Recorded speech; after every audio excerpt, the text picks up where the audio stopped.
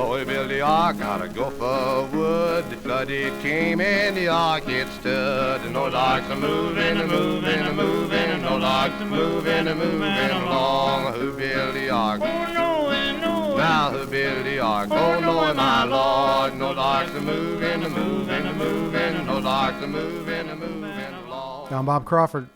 And I'm Chris Breslin. And this is RTN Theology 32B. 32B. Yeah. Man, we've just had all these great conversations that start going so long, and I'm not going to turn off the recorder, right?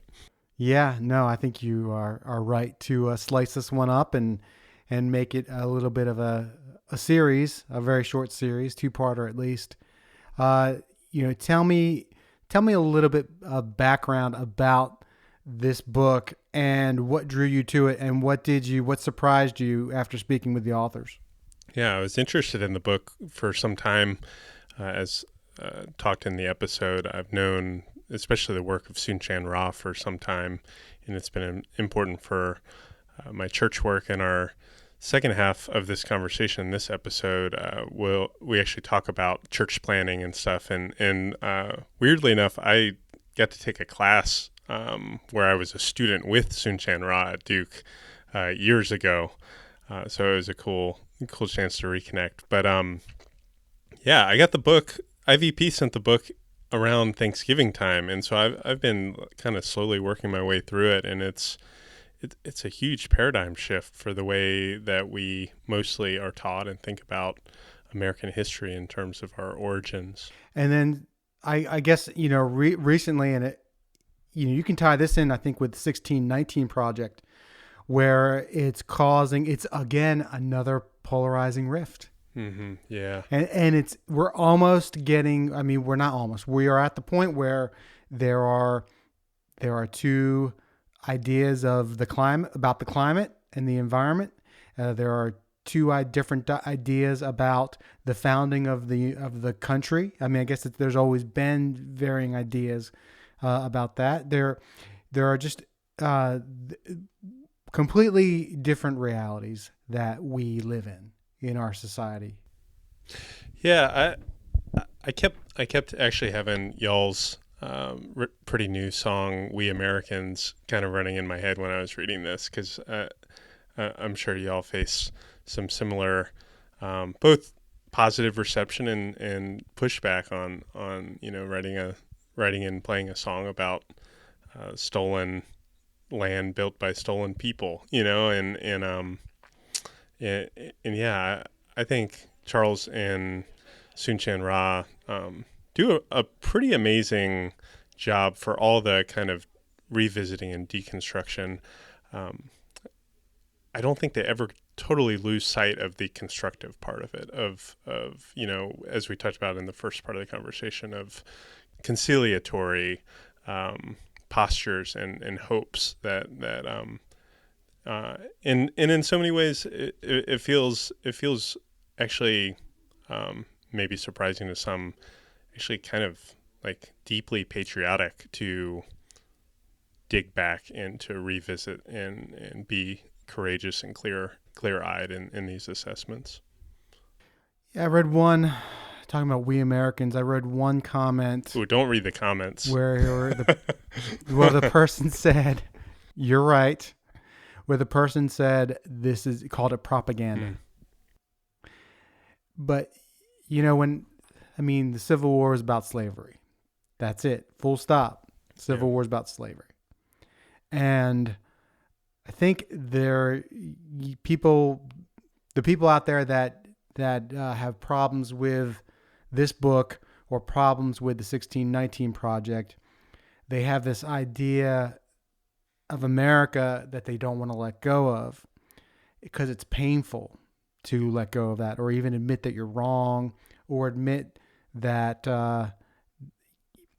you need to be able to accept the good, the bad, and the ugly of American history all in your head and your heart. You need to be able to hold all of that together, like not different than holding great joy and great sorrow in your heart at the same time. Like it's like we need to be that complex. We need to we are that That's complex. right. Yeah. Like we are complicated individuals and complicated.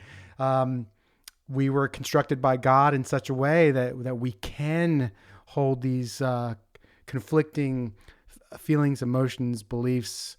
And the problem that I think we're into at the moment is it's either good or bad. Things are either good or bad. They're right or wrong. Hate using the color, but black or white. Like there's no, life is gray. Life is murky. Staring through the glass darkly. Right. That's what we're doing here. And I think this book here and a lot of the good literature reflects that. And America is aspirational. Mm-hmm. We can't let go of that. That's where the hope comes from, right? The Constitution or the Bill of Rights, the Declaration of Independence. These are Avett Brothers songs. These aren't factual the way it is.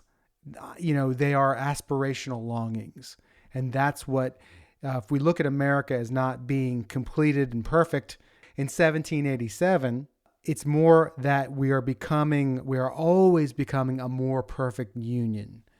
And that's why the civil rights movement of the 60s, what's happening today with Black Lives Matter, these are just as much a part of the patriotism of America as the revolution or the Union's victory in the Civil War or the binding up of the wounds of the Civil War.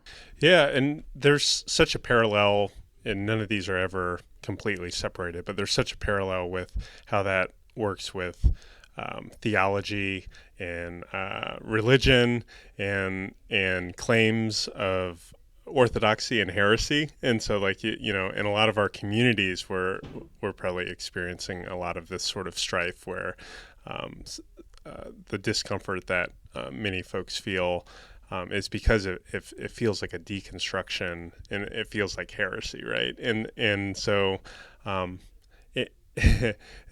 there's a lot of courage to hang in there long enough to stay in these relationships and these conversations, even with people we deeply disagree with, to try to actually hear what they're saying, and then to try to assess, kind of the famous evangelical phrase, how now shall we live? I love in this conversation, some of the tools for doing that are actually not jumping towards action, but are actually kind of forcing us to hold back and to lament well. And I think that's some of the best part of Soong-Chan Rah's work.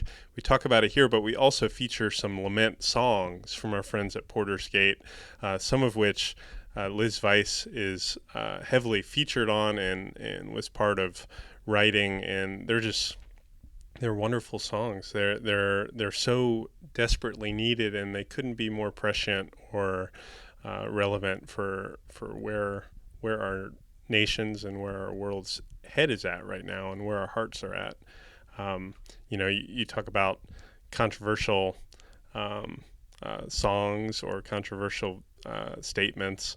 One of those controversial statements is a song that we're going to feature, in which they reconfigure a beautiful old hymn called O Sacred Head Now Wounded, and they reconfigured with a team of writers around O Sacred Neck Now Wounded, commentary on our current events and the brutality and violence and towards people of color in our country that we grieve and we lament, but also deeply, and I think very faithfully, connecting that to the suffering of Christ, the Christ who has pledged to be with us even to the end of the age, and especially is with those who suffer.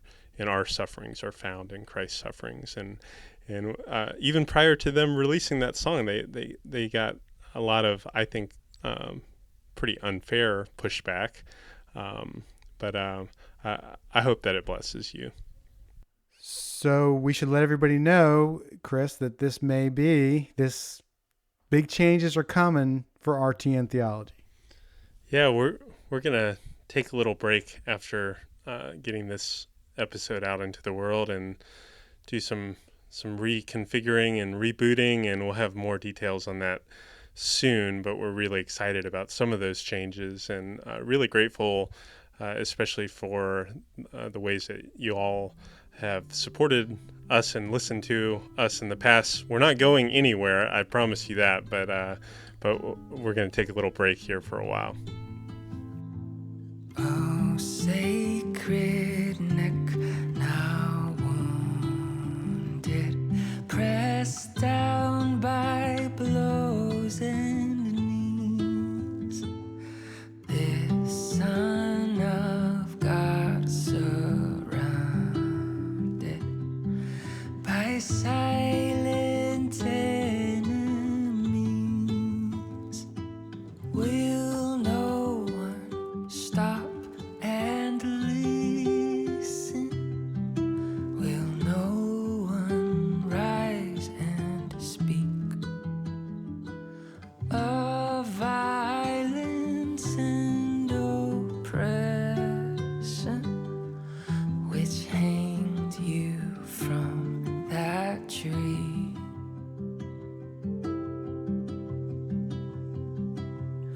Oh, sacred head discounted, lies crowned in locks and sweat. See thorns and curls now found in your weeping mother's hands.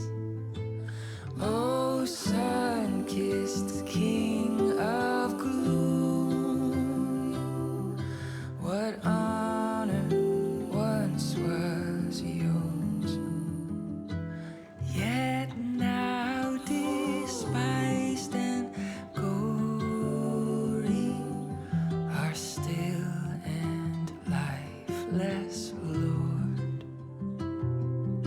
Oh, man of sorrows, beaten down, our brother's blood cries from the ground. You bore our sin, we turned our eyes from you, the Lamb of God.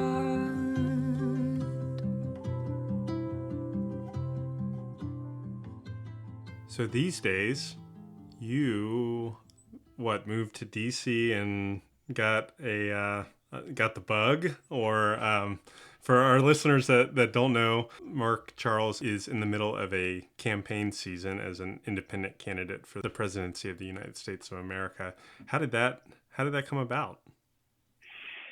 Well, a lot of it came out of the experience of living on the reservation, experiencing a desire for a healthier community, of learning this history and of finding a way to teach it. There's a great quote that we use frequently, even before I decided to run.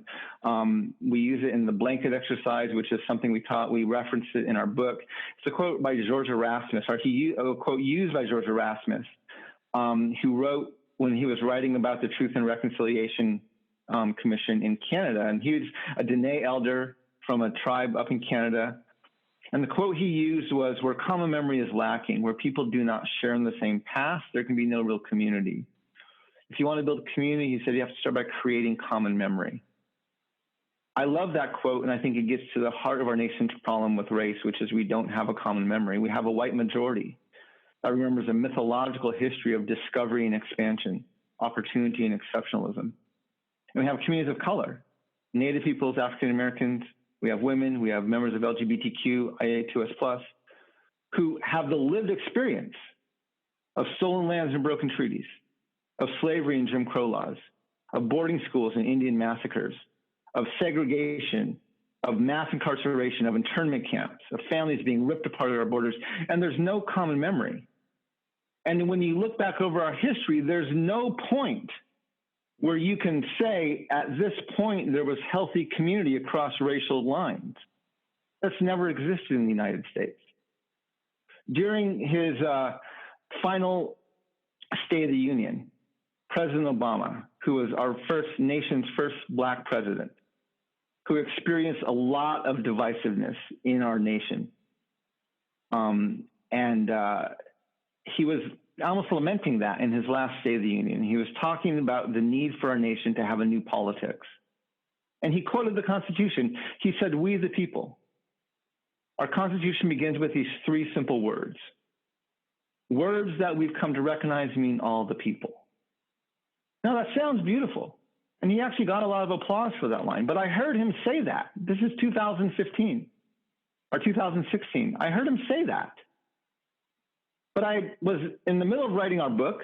I knew the history of the Doctrine of Discovery. I lived on a reservation. And I said, when, Mr. President, when did we decide we the people meant all the people? The founding fathers did not believe we the people meant all the people. Abraham Lincoln did not believe we the people meant all the people. As good as the civil rights movement was, it did not get us to we the people meaning all the people. The problem is as a nation, we've never made the decision that we want to be a place where we the people includes everybody. And so the theme of my campaign is I want to build a nation. So if Donald Trump wants to make America great again, and Joe Biden wants to reclaim the soul of America, in 2016, Hillary Clinton was pretty adamant that America was great already. I want to do something we've actually never done before as a nation. I want to build a nation where for the very first time, we the people truly means all the people. Yeah. And I want to do it by dealing with our foundations.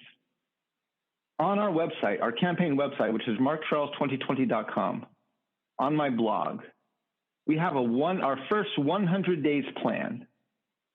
And our proposal for our first 100 days in office is to remove the racism, the sexism, and the white supremacy from our foundations. If you read our Constitution, and most Americans haven't read our Constitution, if you read our Constitution, it is full of racist, sexist, and white supremacist language. We've never abolished slavery. We've never mentioned women. We count Africans as 3/5. Natives are not included.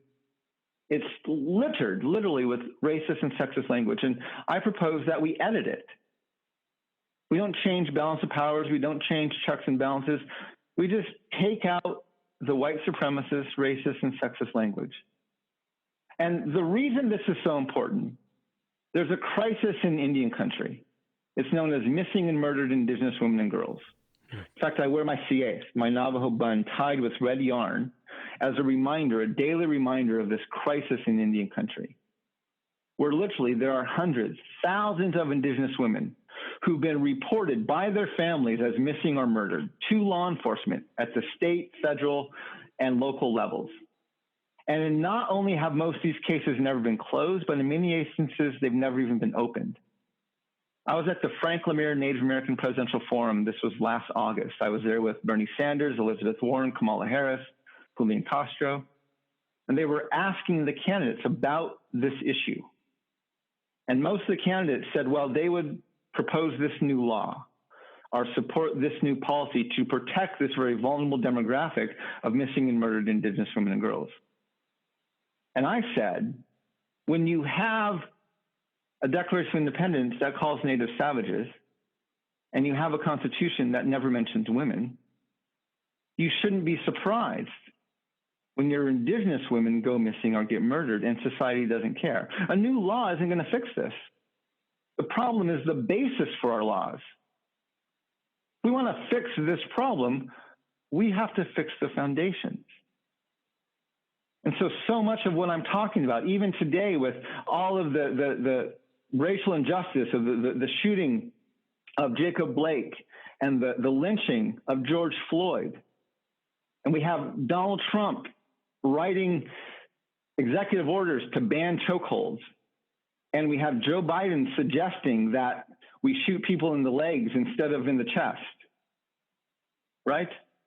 And I'm the only candidate who's saying we should probably start with abolishing slavery.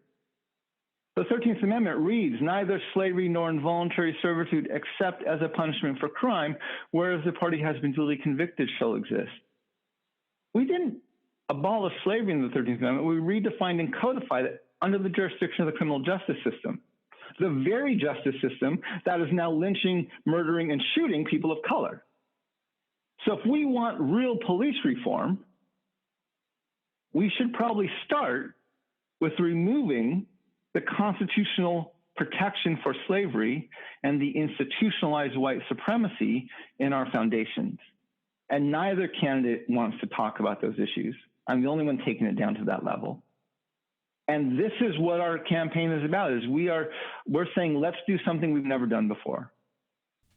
As you share that 100-day plan, and by the way, I don't think either of the main candidates have a 100-day plan out yet. So kudos on your organization and beating them to the punch. But as you share that, what sort of pushback do you get? I mean, you're residing in a city that only recently changed the name of its football team and still hasn't come up with a new name for the Washington football team or whatever they're branding it.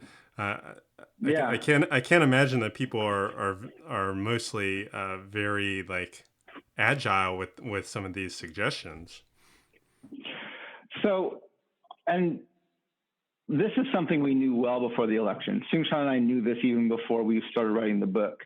The things we're talking about, the reason we call it unsettling truth is the nation doesn't know how to talk about these things. It doesn't know what to do with its history, primarily because it actually gets down to land titles. I did a TEDx talk maybe a year and a half ago called We the People, the 3 most misunderstood words in U.S. history, lays out how Supreme Court cases in 1823, 1954, 1985, and most recently in 2005, use the Doctrine of Discovery as the legal precedent for land titles. The 2005 case, one of the most white supremacist Supreme Court opinions written in my lifetime, was written by Ruth Bader Ginsburg. Why? Because when your land titles are based on this dehumanizing Doctrine of Discovery, white supremacy becomes a bipartisan value. And our two-party system is all about maintaining the status quo, and the status quo is racism, sexism, and white supremacy. The nation doesn't want to talk about this. The fact that most of your viewers have never heard of my campaign is a testament to that. Yeah. I was at forums with the other candidates throughout most of 2019, and the press almost never wrote about me. They rarely covered me. Why? Because not that I wasn't there. In fact, Esquire wrote an article about my participation at the Native Forum, and they said Elizabeth Warren was well received at the Native Forum, but Mark Charles was the main event. ABC, CNN, NBC, CBS, Fox, MSNBC, not even one interview request. Why? They don't want to talk about these issues. This is why we call it unsettling truth. It's something our nation doesn't know how to deal with. And so what we're trying to do is find a way of how do we frame it. And actually, one of the key points in my campaign is my strategy even to win is I can't go through white landowning men. I have to go around them. Yeah. My entire campaign, the strategy to win is based on decentering whiteness, not about getting white landowning men on my side. It's about how do I actually get to the White House without relying on the money, the support, or even necessarily the vote of white landowning men, which is going to sound heretical because we live in a nation where white landowning men are treated like gods. But if we want to have this voice, if we want to have these changes, we have to learn how to decenter that. So that's what we're trying to do.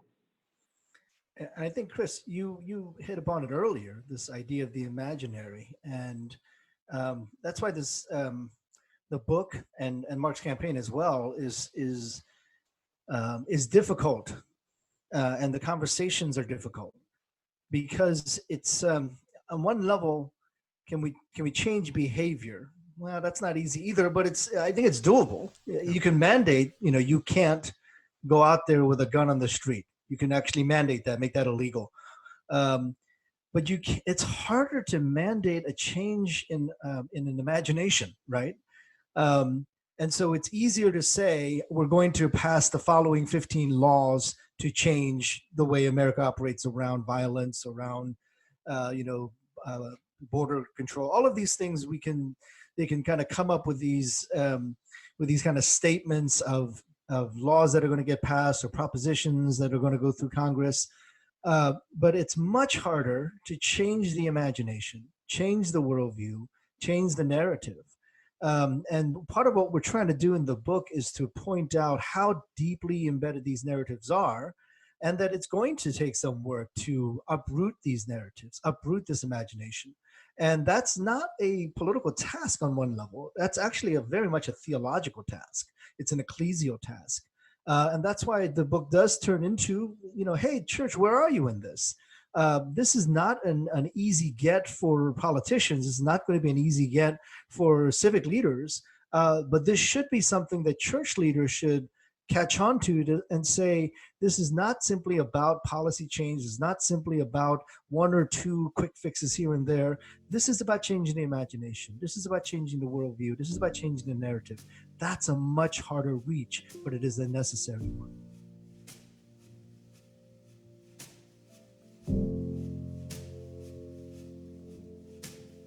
Jesus, when you gonna wake up? When you gonna wake up and calm this raging sea? Jesus, when you gonna wake up? When you gonna wake up? How can you sleep when we're in need?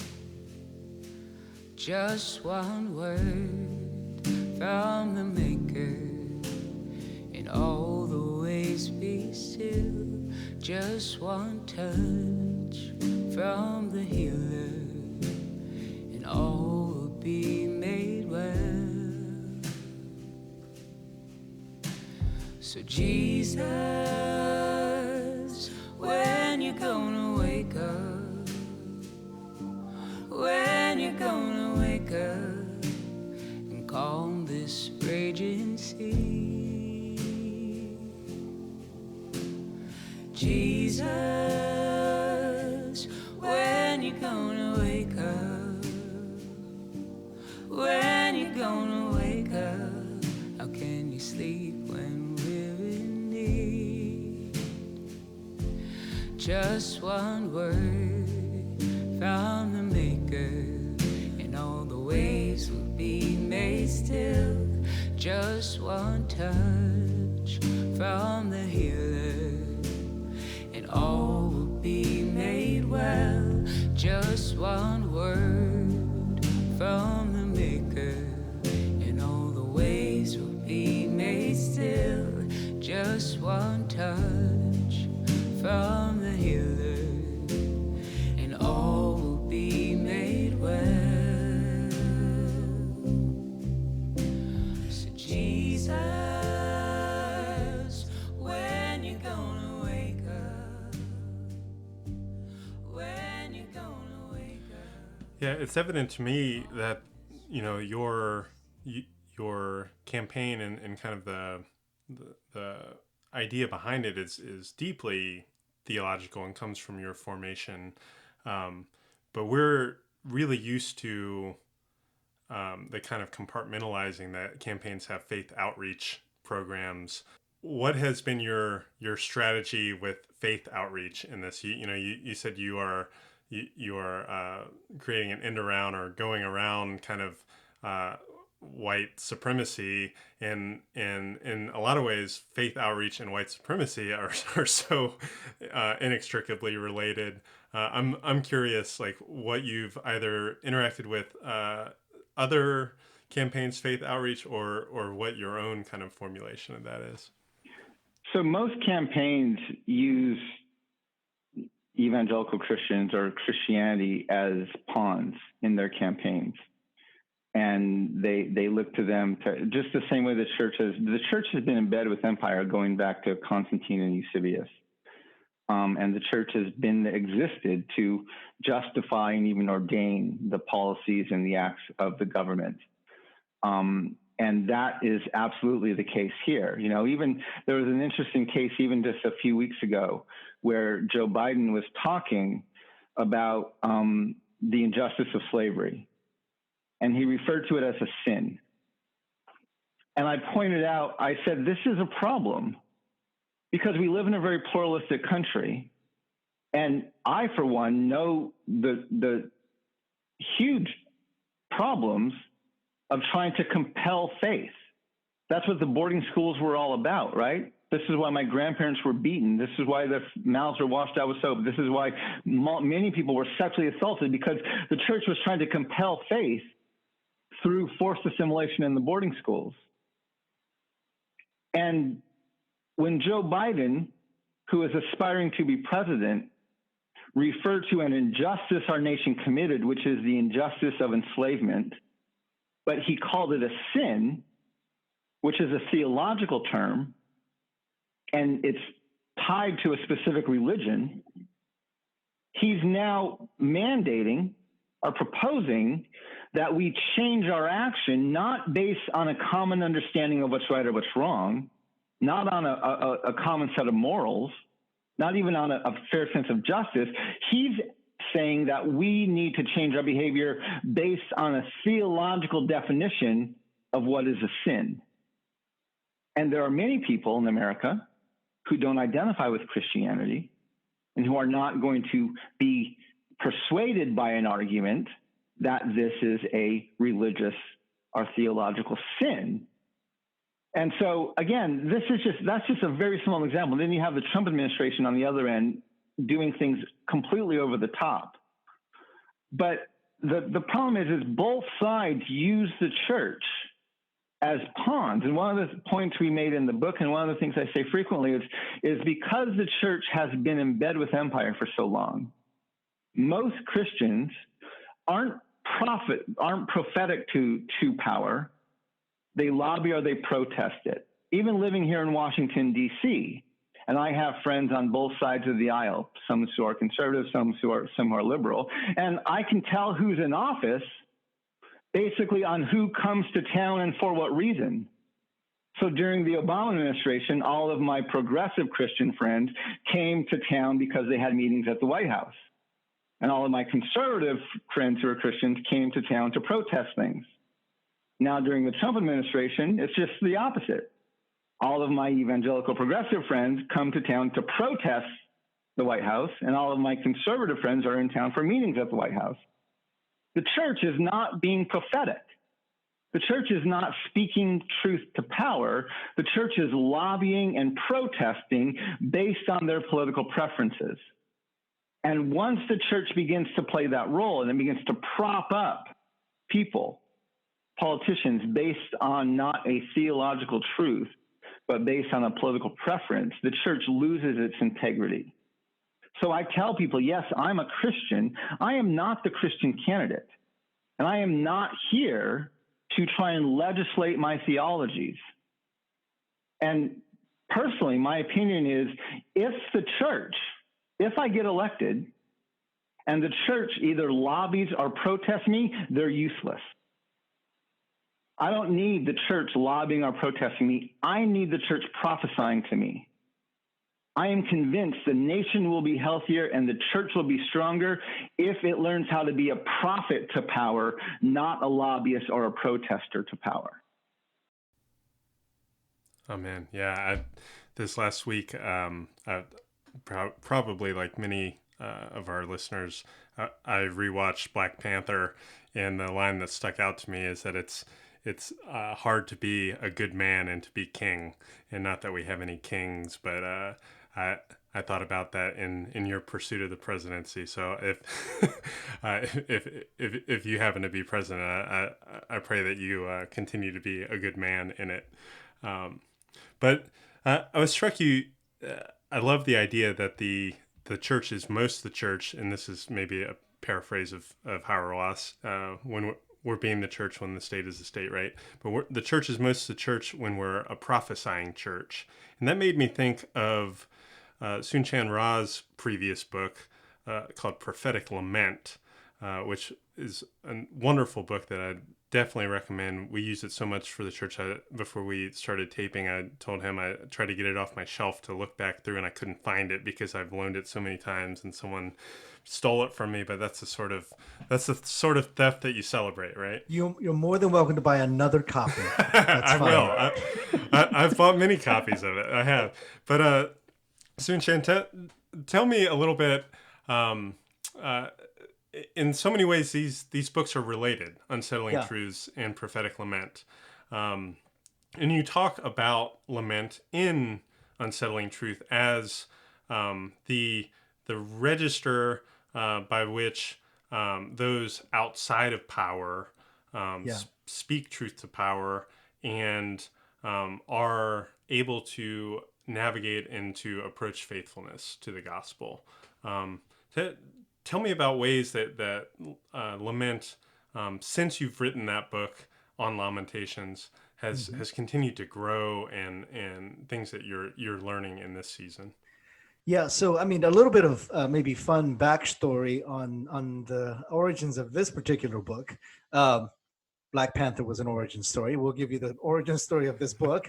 The origin story for us is that Mark and I had become friends over the years. We were at conferences together. We were served on a couple of boards together. And we had ended up speaking at a number of different conferences, oftentimes even back to back, or like we'd share the stage together. And he would talk about some of his understandings of the Doctrine of Discovery, and I would talk about what I was working on at that time, which was my book on lament, prophetic lament. And then we would compare notes, and we would talk about afterwards what we had both spoken about, and realize I think we're talking about the same thing. I think there's some significant connection and overlap between the way we're approaching this. And that's actually the origin of the book, where we ended up meeting together and talking about the issues, what I was working on, what Mark was working on, ended up seeing the significant connection between the two. So I think it is important to recognize how much lament informs Unsettling Truths, because what I said in prophetic lament is that lament is truth-telling. And one of the things that lament calls for and requires is an understanding of reality, the understanding of what is actually happening or how we actually got here. And so Unsettling Truths is trying to point towards these lamentable truths, these areas of brokenness in our church's history and in our nation's history that require lament. And the truth, of course, is that many American churches and Americans in general don't know how to lament, because we are caught up in this, as we allude to, exceptionalistic, triumphalistic, kind of hubristic narrative around American greatness. And so part of this book is trying to point out there's a lot of spaces and a lot of places in America's history that require lament. And so what we point out in this book is you have a lamentable history around slavery. You have a lamentable history around the treatment of Native Americans. But that's not just a blip on the radar hundreds of years ago. This is the actual ongoing oppression of the Doctrine of Discovery especially in communities of color. So lament is the necessary response. The way I describe lament is that lament is the appropriate, necessary ecclesial and spiritual response of God's people to the reality of pain and suffering that is in the world. So Unsettling Truths points out, look, there's all these spaces of suffering and pain. The response is not to shove it aside, sweep it under the rug and say, hey, let's get to our celebration now. The response is to deal with these truths and say, there's some pain and suffering we've got to address. So I think when you haven't done lament as a spiritual practice over the years, and the church in America has really failed miserably in that aspect, it's hard to come to that place of lament. Unsettling Truth try to present some truth that says these truths require lament, and hopefully the church will respond. It hasn't done well before of responding to pain and suffering with lament, but hopefully this would be one of the products of the book that point to brokenness and say the appropriate response here is lament. And I just want to jump on the tail of that, because we love to tell this story too, is when we first signed the contract to write this book, we were both, I think, delusional and thought we could write it within a year. And we the first year, we didn't even get much on paper. This was maybe 2014, 2015. that we signed the contract. And then it started flowing in around 2000, late 15 so and 16. 2016, we started getting some stuff on paper. You know, he knew lament well. I knew the Doctrine of Discovery well. I think we both thought this was just going to be a quick process. And as we started writing in 2016, we were getting some stuff down. We were starting to get some stuff down. We worked on the kind of the thesis of the book and how we were going to, map out the chapters and what we're going to do. And then the 2016 election happened, and the oversized role of white evangelicals that they had in electing Donald Trump. And I remember I was actually traveling to Chicago the day after the election. And I was planning to speak at a college there, at a Christian college. And my whole analysis of that election was the decision we were making as a nation. So at that point, Donald Trump was saying, "Let's make America great again," and Hillary Clinton was saying, "America's great already." So they both agreed our past and our history were great. They disagreed if we were great in 2016. Donald said no, and Hillary said yes. So we thought we were having a debate that year about racism versus anti-racism and equality versus inequality. What we actually were debating on was, did we want Donald Trump to make us explicitly white supremacist, racist, and sexist, or Hillary Clinton to work to keep our racism and white supremacy implicit? And we voted as a nation for implicit, because Hillary won the popular vote, and the Electoral College gave us explicit. So I had gone to bed the night before the election completely ready to go and critique the fact that we had elected an implicit bias of racism and sexism. And I woke up and realized, we elected an explicit bias of that. And so I had to rewrite my whole talk on the plane there. And then it was a few weeks later, I met with Soong-Chan, and we were here in DC, I think, and we sat down to talk about it, and we looked at our thesis. And our call at that point was, the book was a call for the church to lament. And we realized, I think we're past that. And we changed it from a call to lament to a flat out rebuke. Mm-hmm. And we just have to speak truth to the church and rebuke the church, not only for what it's done in 2016, but for what it's done for the past 1,700 years. And so the book took a much sharper tone after that. And then it still took us 3 more years to write it, but it was the whole book was filled with kind of moments like that, where we thought we had one place going, and then we would end up going a much deeper path in a different direction. But that was one of the first real kind of hiccups, you might want to say, we encountered, was we realized, we're past just a simple call to lament. We have to actually give a very harsh rebuke here. And tie it and root it into not just the past 5 years, but to the history of the church throughout, since Constantine. Drive out the darkness, come, Jesus, come. Every year under the thorn, every wrong that we have known, every valley will be raised,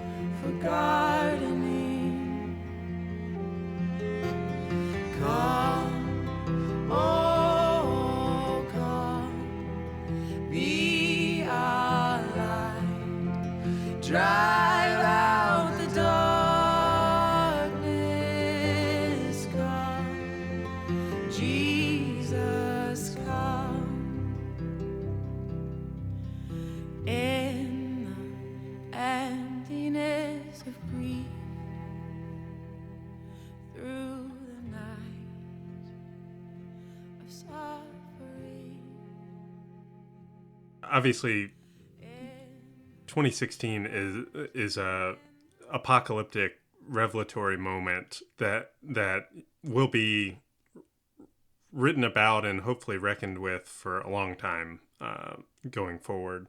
But I'm interested, especially Soong-Chan, you teach church planning and evangelism and church growth, and lament is also a pretty radical counter movement to a lot of the prevailing wisdom. And I speak to you as a church planter, Sure. who got to see a lot of the literature and a lot of the Yeah. quote unquote handbooks, and in a lot of ways rejected out of hand some of the things that I was reading for some of these reasons, maybe not articulated as well as y'all do, but intuited that this is either implicitly or explicitly foundationed on a lot of things that I don't want to be true about building a community of faith. Yeah. Yeah. I'm curious how that work and how that research also figured into this book. Yeah, so the book that we were talking about earlier, Prophetic Lament, actually came out of my church planning experience. And one of the actually the first sermon series that I did past the original round of opening sermons was actually a sermon series on the book of Lamentations. Yeah. So I joke that that's like the least user-friendly, least seeker-sensitive type of book you could open with. It's I teach church planning. I would never say to my students, why don't you start with a commentary on the book of Lamentations as your opening salvo for church planning? You want to invite people into the church, not scare people away. But I did that because of my context. Actually, I just emerged out of working with college students in Cambridge. I planted the church in Cambridge, Massachusetts, and so I was working with MIT and Harvard students who were, by all accounts, exceptional students. They were there because they were the cream of the crop, the best of their field. They were exceptional people who ended up at Harvard and MIT. And we were trying to take some of these students to do work in the urban communities and neighborhoods in Cambridge, Massachusetts, and realized that they had probably a built-in imagination or a built-in narrative about their superiority or their exceptionalism and how they were going to bring salvation to the city through their exceptionalism and through their superiority. So we needed to begin with a new narrative, and that narrative was the narrative around lament. And so that ties in with this book in that I felt like the American church and American society is so caught up in this narrative of exceptionalism, American greatness, American superiority. And underlying that is oftentimes white American superiority, and even deeper, white American Christian superiority to all other people. And that requires, first of all, the truth that says, wait a minute, where did this come from? It's not coming from the Bible. It's not coming from the Word of God. It's coming from heretical statements. It's coming from dysfunctional statements. It's coming from racist ideologies and white supremacist perspectives. So this is not coming from God. So what we need to do is acknowledge how broken that system is and how broken that narrative is, and actually enter into that time of lament. So part of it is recognizing how deeply we have been caught up in these false narratives, how deeply we've been caught up in this assumptions of exceptionalism and triumphalism. I saw that with really actually exceptional people who were at Harvard and MIT, but really needing that corrective of scripture that says, no, you've got to know the truth behind this, which is the truth is lament is actually the way towards the heart of God at this point, because we've been caught up in these heretical ideas. And it seems also like lament, if you're really committed to it, or if you're really willing to go on that journey and you're really willing to trust God, that it's going to make you much more proximate to suffering, even if that's not initially your own suffering. It's going to disciple you in the sort of empathy with people who are suffering. And the thing that sticks out to me, like how I picture you talking about your Cambridge companions and church planning as like this triumphalism that gets actually really like applauded and held up as ambition and godliness and calling, vocation, but also this comes out in way more subtle ways. Again, we're talking about imagination, and so like it often comes off in like rebranding or like discovery sorts of things. So like I can totally see how exceptionalism and supremacy and discovery all are wrapped together, and things like in figuring, when if you go to a church planning conference, all the speakers are typically going to be white men whose churches exploded in size Yeah. and influence and all these things. Yeah. When church planning is a thing that has been done much more frequently and successfully in like small storefronts Yes. and homes and immigrant and minority communities, Yes. and in majority world, that don't look anything like suburban manifestations. So in some sense, you're rebranding something that's already existed, right?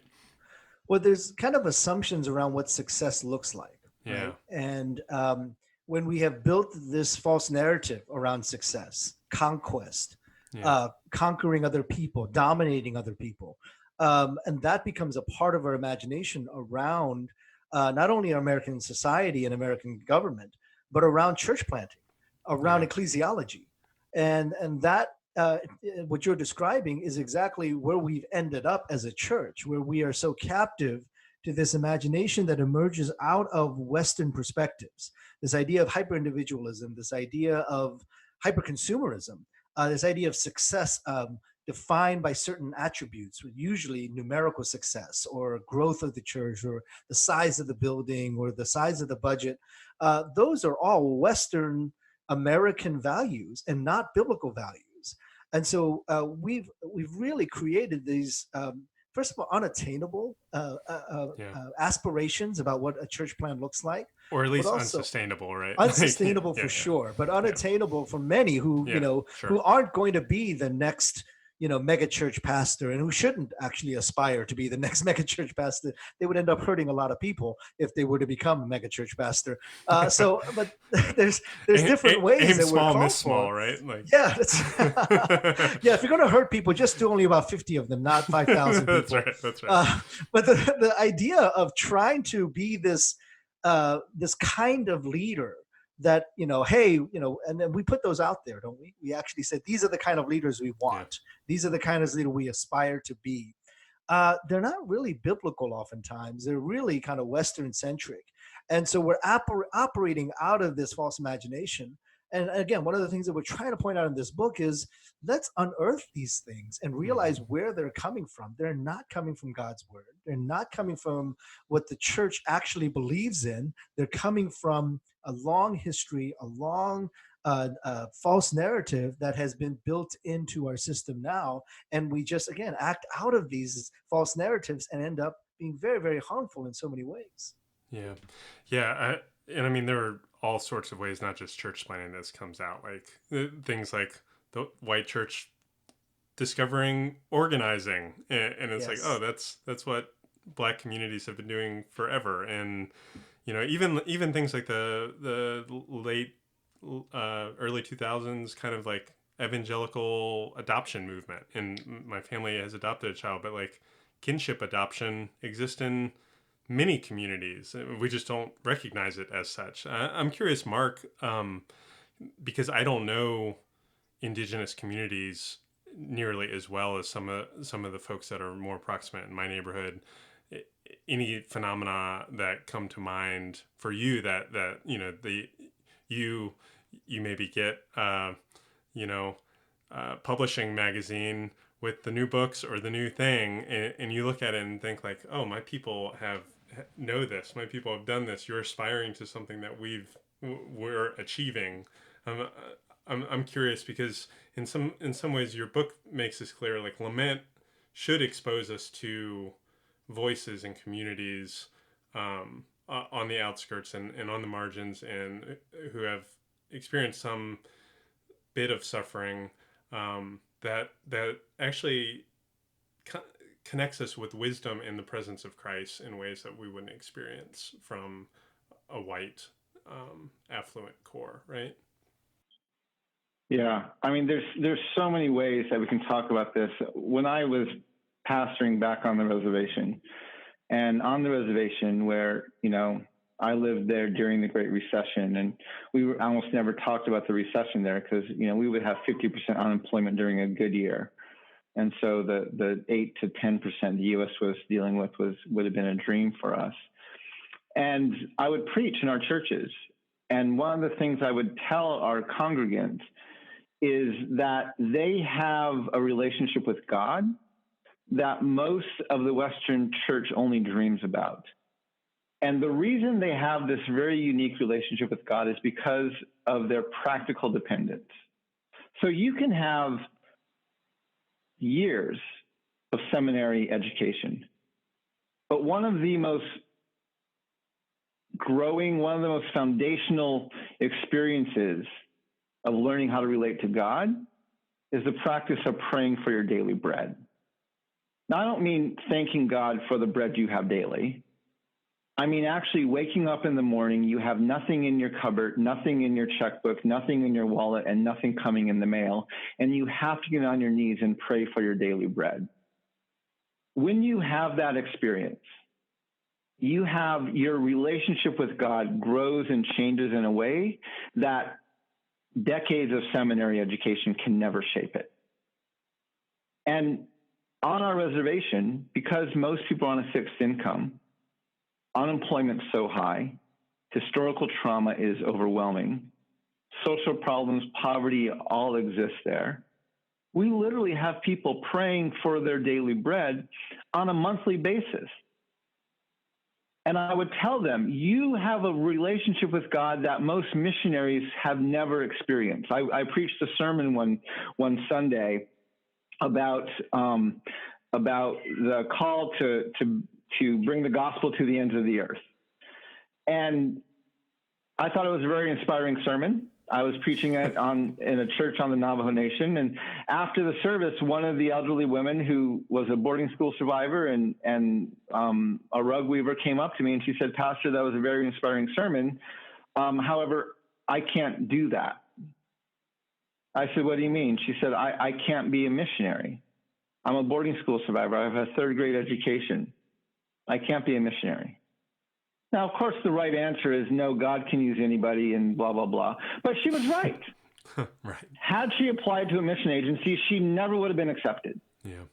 She didn't have the education. She didn't have enough support. She'd never be able to raise her funds. She couldn't do it. Because when we send out missionaries, not only do they have to be fully funded, they have to have evacuation insurance. Why?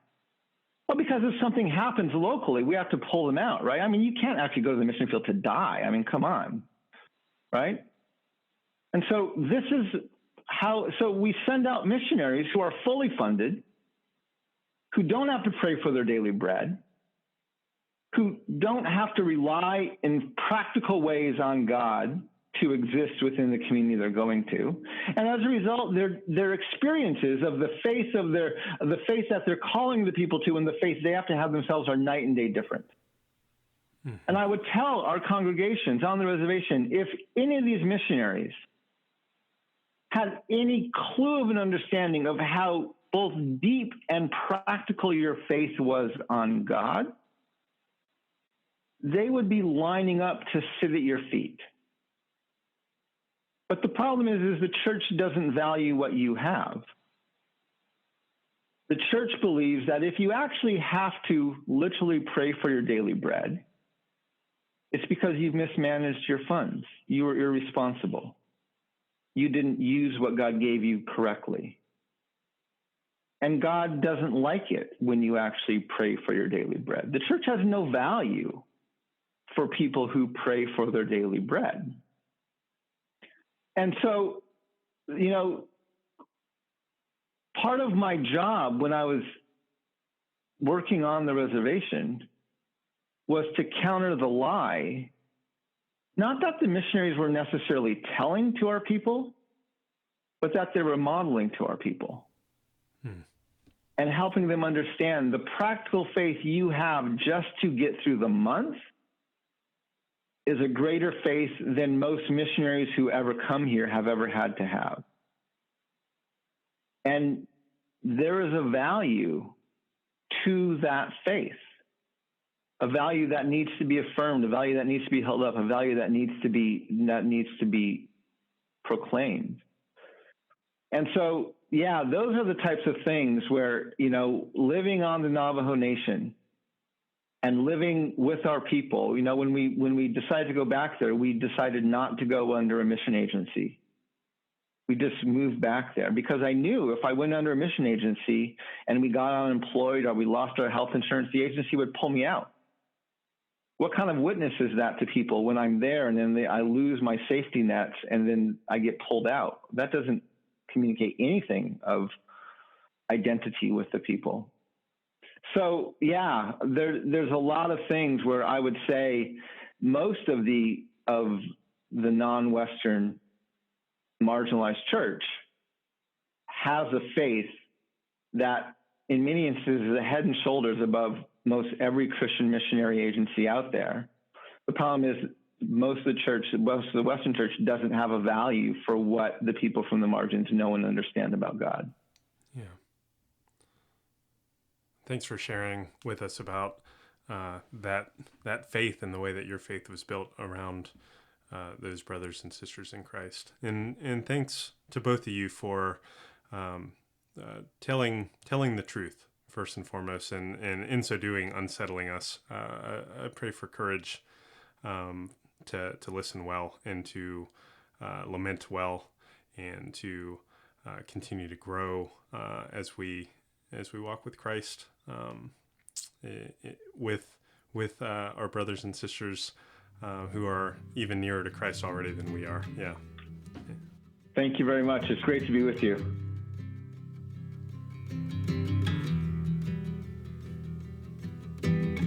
I was like a shipwreck out in the sea. Storm clouds, rain pounding, left alone in the deep. Winds were blowing right through me, no help to be found. Lost my sense of direction, water's taking me down, down, down. Then God lifted up his hand, he delivered me again. When all of my hope was gone, he turned my fear into a song. Singing, God is my help in times of trouble. God is my help in times of trouble.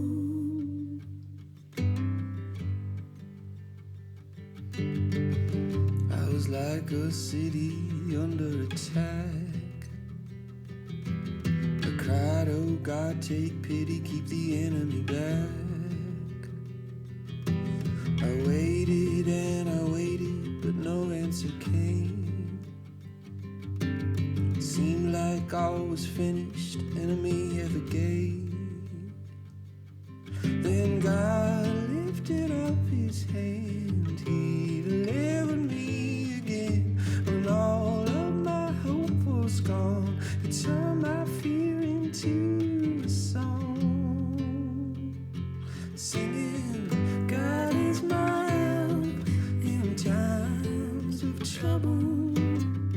God is my help in times of trouble. God is my help in times of trouble. God is my help in times of trouble.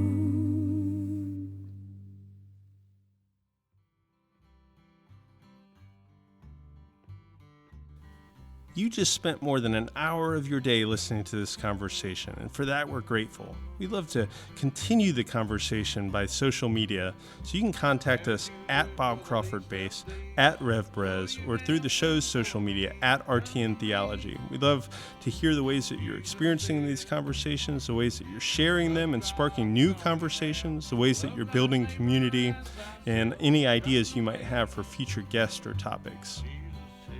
If you enjoyed this episode, you might enjoy digging back through some of the old episodes, like a recent one with writer D.L. Mayfield on the protest in Portland, Oregon, and also her book, The Myth of the American Dream. You'll probably also like the music featured there from Uncommon Hymnal. You can also go back to episode 21 with Esau McCauley, who just came out with his much anticipated book, Reading While Black. I would love for you to listen back to that Lenten conversation. And finally, episode 16 featured Isaac and Megan Wardell as they were talking about the release of Porter's Gate Worship Project's Neighbor songs. And this episode and the next one feature their new offerings from Justice songs and Lament songs. And it's just amazing music. Love for you to support them. Go back and listen to them talk about how they make these records, and go stream and buy their albums where you can. This episode was hosted and edited by Chris Breslin and produced by Bob Crawford, Chris Breslin, and Liz Weiss. Our intro music is A.A. Gray and 7 Foot Dilly. The old arcs are moving. And we love to end our show with David Childers' Jesus Said. Please remember to rate us on iTunes and write a review, subscribe to our podcast, and follow us on socials. And please, please, please share this episode with a friend. Until next time, take care.